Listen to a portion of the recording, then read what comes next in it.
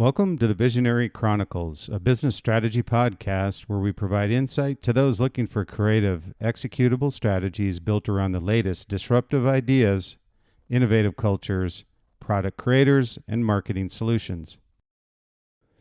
On this episode of the Visionary Chronicles, I want to go back to product. I want to go back to really understanding a term that's being thrown around a lot these days, and I wanted to kind of dig my heels in a little bit here and kind of give you some information, my thoughts, in regard to disruption. And, so I term this disruption, how to break away from your competitors. And really, that's what it takes. When you look at brands that are generational in nature, ones that have set the standard in their particular product category, each and every one of those have had disruption along the way. And I'm going all the way back to Vanderbilt with trains, to Carnegie with steel, with the John D. Rockefeller with oil.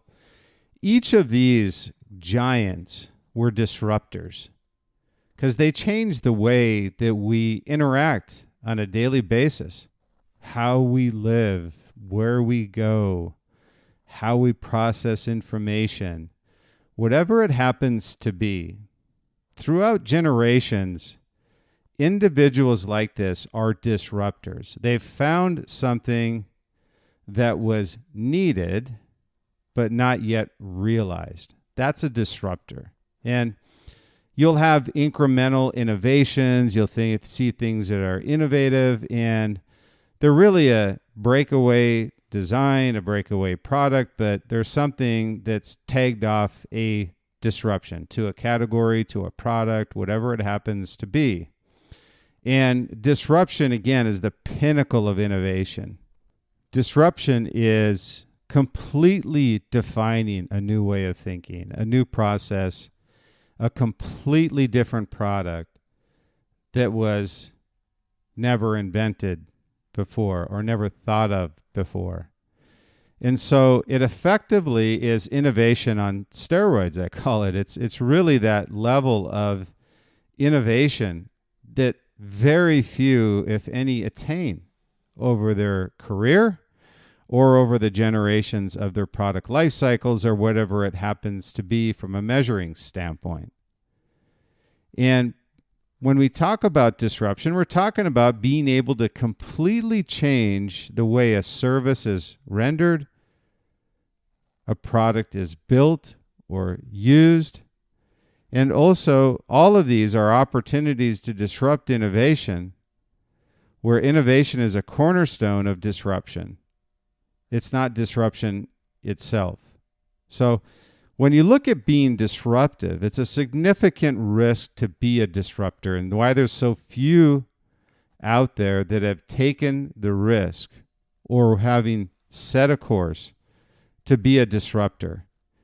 But they had the vision, and I say visionaries, and this is again why I use the term disruption and disruptors, is because disruptors, being there are so few of them, were truly visionaries and found a way to break through significantly higher hurdles than what you'll have to go through to achieve an innovation versus a disruption. So when you look at disruption, that is, the pinnacle of innovation. Innovation of being a cornerstone of disruption, disruption completely obliterating the way that we do something. And so whether it be a service, whether it be a product, whether it be anything that is new and something that makes our life easier, and also that builds a lifestyle that we would like to have as a result of this product being realized. So very few brands can make that claim to being disruptors. Innovators, yes. But when you talk about disruption and the true definition of disruption, no. So when you look at disruptions, iPhone was a disruptor. Tesla was a disruptor. The stealth fighter was a disruptor. And Amazon is a disruptor. So all of these have either been disruptors, created a breakaway design, something that was a complete divergence or radical change from something established or long-standing. So in order to move ahead of your competition, you must be an innovator, one who's consistently creating and realizing breakaway designs and products. But in order to lead in your category, and for that matter, actually create a new category, product or service, you must be or have been a disruptor. And that to me is the core difference when you talk about disruption, is that word can't be loosely thrown around because of, by definition, what you have to achieve in order to be classified as a disruptor. So there are many barriers you have to overcome and hurdles that you have to jump over in order to enter the gates of being a disruptor. So I want to make sure that we look at this from the standpoint of what a disruptor is and what an innovation is and what a breakaway is. So I define this as, again, breaking away from your competition through disruption. All three of those pieces, just to be clear, are important for you to lead in your category. But innovations allow you to be a leader in your category for a period of time. A disruption allows you to be a leader in your category for generations, just because of the cause and effect and the amount of time that you put in to realizing this disruption moves you generations ahead of your competition. And a great example that I use, but it is certainly worth noting here as well on a disruption. If you were to look back on when Steve created the iPod, when the iPod came out, the intention behind this was that he had a vision greater than just the iPod. He had a disruptor within the category, but he also behind that had another disruption to the music industry. So when you look at disruptive products, ones that completely change the game on how things are done, how we absorb information, how we work, how we interact with people, a service that is provided to others. When you look at the iPod, that disrupted how we listen to music. And then as it progressed, it migrated. So the iPod then changed the music industry itself through the music store and how we engaged with the music industry. No longer did you buy albums. No longer did you buy, back in the day, CDs. You don't have to travel to the store. So truly, it is a process-driven disruption. So we had a product-driven disruption that led to a service disruption. So he had a 2-for-1 on one product to start with. No wonder this thing was a success, and one that allowed him to draw down many generations of products off of this disruptive, iconic product. Being able to take that flagship disruptive product and draw this down over the supply and demand curve to different generations of consumers, and to have a community built off of passion for what Apple was looking to do, and then be able to change the way the music industry is absorbed by consumers, make it more convenient, make it cheaper, have a different process of how it's purchased and how it is used on the device that we purchase from someone like an Apple. So moving from the iPod to the Apple Music Store, then migrating and integrating these into what eventually turns into the iPhone. So there's another disruption in the industry. Nobody thought that you would be able to integrate all of these pieces of the puzzle into a phone that you can carry around with you on a day-to-day basis and be able to interact on your calendar, everything you would traditionally do on your computer, effectively it would turn in your ability to be able to do that on the iPhone itself. And that's where we stand today. So it's a great example of the difference between an innovation and someone who is disrupting a product category or completely changing the way a service is provided. Both product and a service, in this case being the music industry, the product being how we listen to music and how we purchase music and how we acquire.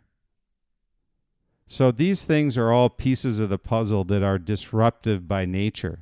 So when I looked at this, I said, well, what are some of the traits of these true disruptors? And there's really 3 I came up with. Again, there's many more, but I prioritized these and said, what do I see in these individuals? What do they do? And these traits of disruptors. And the first one I looked at was they completely change how we interact with others, how we work, or process information.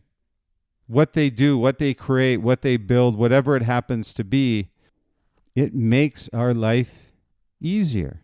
Whether it's a computer with a faster processor, and the processors that we see every year, or in this case, every month in some instances that are changing, how fast the computers run or how they process information. That's an innovation. The true disruption was the computer itself.